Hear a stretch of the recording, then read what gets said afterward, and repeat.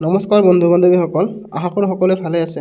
তো আমি আজিৰ ভিডিঅ'ত আলোচনা কৰিম যে আমাৰ যেতিয়া ভোট গ্ৰহণ অনুষ্ঠিত হয়, অৰ্থাৎ ইলেকশ্যন অনুষ্ঠিত হয়, সেয়া পঞ্চায়ত নিৰ্বাচনেই হওক, বিধানসভা নিৰ্বাচনেই হওক নাইবা লোকসভা নিৰ্বাচনেই হওক, সেই নিৰ্বাচন অনুষ্ঠিত হোৱাৰ সময়ত কি পৰিস্থিতিৰ বাবে ভোট কেন্দ্ৰ এখনত কি পৰিস্থিতিৰ বাবে ভোট কেন্দ্ৰত ভোট গ্ৰহণ স্থগিত বা বন্ধ কৰা হয়।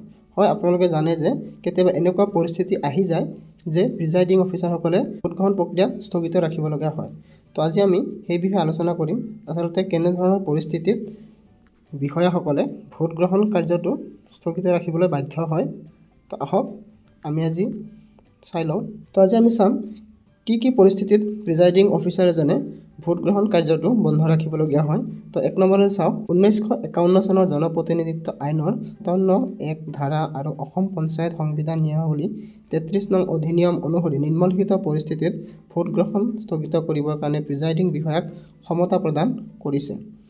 ক নম্বৰ, প্ৰাকৃতিক দুৰ্যোগ যেনে বানপানী, প্ৰবল ধুমুহা, বেছি পৰিমাণে তুষাৰপাত আদি যদিহে বানপানী হয়, ধুমুহা হয়, প্ৰবল ধুমুহা হয়, বেছি তুষাৰপাত হয়, তেনে পৰিস্থিতিতো ভোট গ্ৰহণ কাৰ্যটো স্থগিত ৰাখিব পাৰে। খ নম্বৰ, প্ৰয়োজনীয় ভোট গ্ৰহণ আহিলা পাতি নোপোৱা বা নষ্ট হোৱা যেনে বেলট পেপাৰ, বেলট বাকচ, ভোটাৰ তালিকাৰ চিহ্নত প্ৰতিলিপি, ভোটদানৰ বাবে ব্যৱহৃত ক্ৰছমাৰ্কযুক্ত মোহৰ আৰু এনেধৰণৰ প্ৰয়োজনীয় সামগ্ৰী বা ঘ নম্বৰ, ভোট গ্ৰহণ কেন্দ্ৰৰ শান্তি শৃংখলাত ব্যাঘাত জন্মাই ভোট গ্ৰহণ কাৰ্য চলাই যোৱা অসম্ভৱ হোৱা পৰিস্থিতিৰ সৃষ্টি হোৱা নাইবা ঘ নম্বৰ, বাটত বাধা দিয়াৰ কাৰণে বা অন্য কোনো সাংঘাতিক ধৰণৰ অসুবিধাৰ বাবে ভোট গ্ৰহণকাৰী দল সময়মতে ভোট কেন্দ্ৰত উপস্থিত হ'ব নোৱাৰিলে নাইবা ঙ নম্বৰ, আন কোনো উপযুক্ত কাৰণ থাকিলে। তো চালে, তাৰপিছত 2 নম্বৰ দিছে হাংগামা আদিৰ বাবে ভোট গ্ৰহণ স্থগিতকৰণ। 2 নম্বৰ কি হৈছে, হাংগামা আদিৰ বাবে ভোট গ্ৰহণ স্থগিত। যদিহে হাংগামা হয় তেনেকুৱা পৰিস্থিতিটো কি হয়, কেতিয়াবা ভোট গ্ৰহণ কাৰ্যটো বন্ধ কৰিবলগীয়া হয়।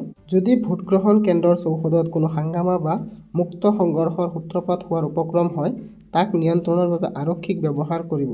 যদি এনে পৰিস্থিতি নিয়ন্ত্ৰণৰ বাহিৰলৈ যায় আৰু ভোট গ্ৰহণ কাৰ্য চলাই যোৱাটো অসম্ভৱ হয়, তেন্তে আপুনি ভোট গ্ৰহণ স্থগিত কৰা উচিত। অৱশ্যে এজাক ডাঙৰ বৰষুণ বা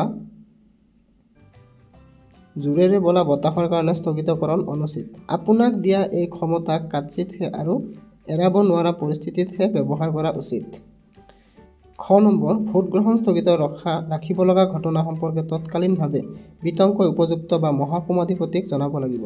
ভোট গ্ৰহণ স্থগিত ৰখাৰ সিদ্ধান্ত লোৱাৰ সময়ত উপস্থিত থকা সকলোৰে আনুষ্ঠানিকভাৱে জনাই দিব যে ৰাজ্যিক নিৰ্বাচন আয়োগে ঘোষণা কৰা মতে পৰৱৰ্তী যিকোনো দিনত পুনৰ ভোট গ্ৰহণ হ'ব।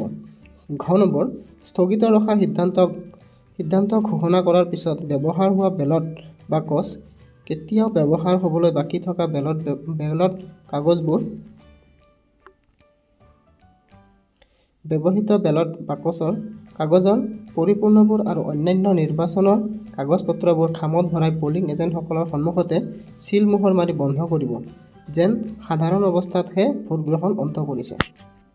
তো বন্ধু বান্ধৱীসকল, আপোনালোকে চালে যে প্ৰিজাইডিং অফিচাৰ এজনে কিছুমান পৰিস্থিতিত বা কেনেধৰণৰ পৰিস্থিতিত ভোট গ্ৰহণ প্ৰক্ৰিয়াটো বন্ধ কৰিব পাৰে।